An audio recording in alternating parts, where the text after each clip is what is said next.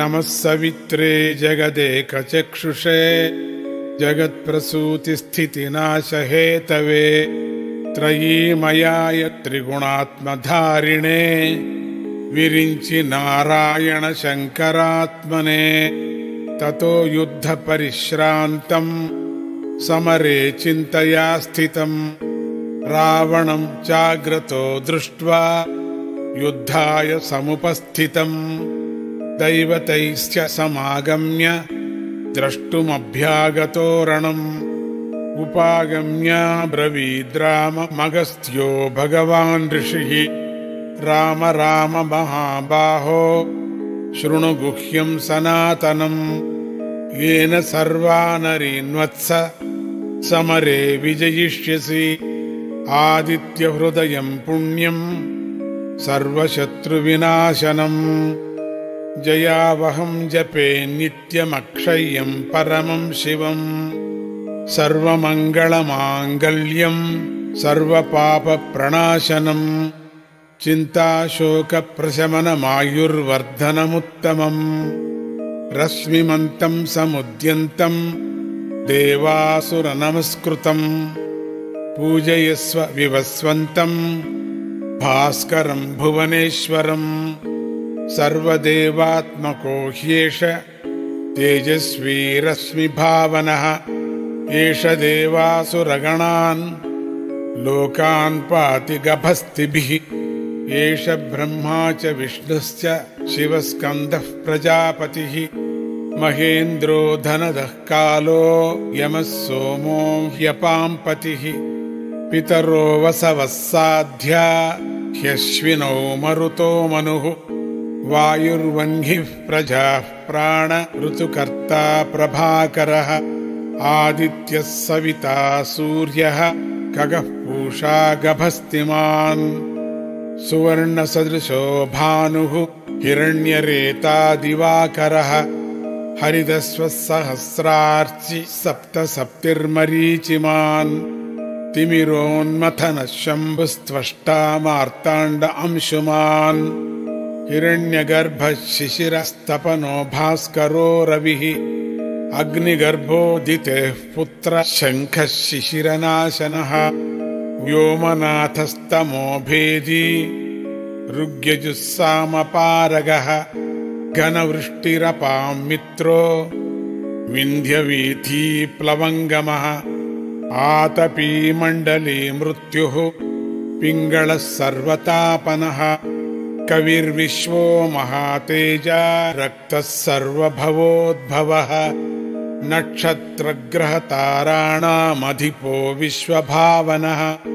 तेजसामपि तेजस्वी द्वादशात्मन्नमोऽस्तु ते नमः पूर्वाय गिरये पश्चिमायाद्रये नमः ज्योतिर्गणानां पतये दिनाधिपतये नमः जयाय जयभद्राय हर्यश्वाय नमो नमः नमो नमः सहस्रांशो आदित्याय नमो नमः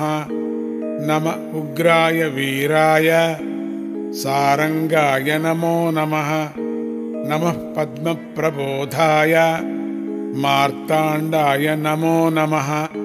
ब्रह्मेशानाच्युतेशाय सूर्यायादित्यवर्चसे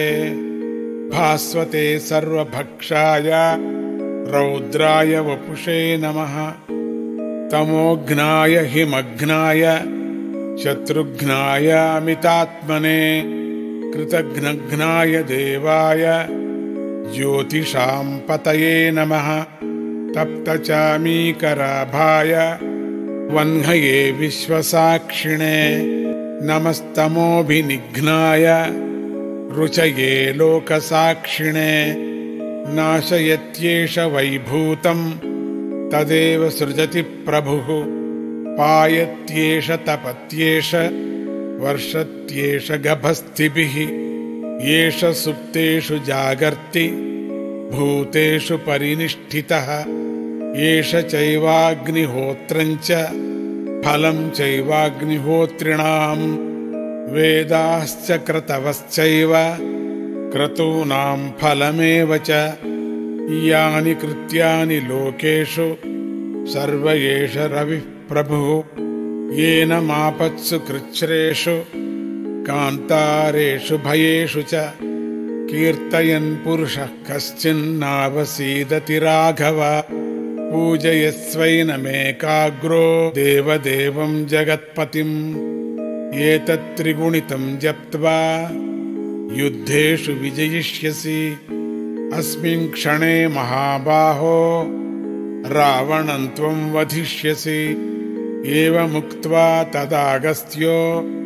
जगाम च यथागतम् एतच्छ्रुत्वा महातेजा नष्टशोको भवत्तदा धारयामास सुप्रीतो राघवः प्रयतात्मवान् आदित्यं प्रेक्ष्य जप्त्वा तु परं हर्षमवाप्तवान् त्रिराचम्य शुचिर्भूत्वा धनुरादाय वीर्यवान् रावणं प्रेक्ष्य हृष्टात्मा युद्धाय समुपागमत् सर्वयत्नेन महता वधे तस्य धृतोऽभवत् अथ रविरवदन्निरीक्ष्य रामं मुदितमनाः परमं प्रहृष्यमाणः निशिचरपतिसंक्षयं विदित्वा सुरगणमध्यगतो वचस्त्वरेति इत्यार्षे श्रीमद् रामायणे युद्धकाण्डे आदित्यहृदयस्तोत्रं सम्पूर्णम् ध्येयः सदा सवितृमण्डलमध्यवर्ती नारायणः सरसिजासनसन्निविष्टः केयूरवान् मकरकुण्डलवान् किरीटी हारी हिरण्मयवपुर्धृतशङ्खचक्रः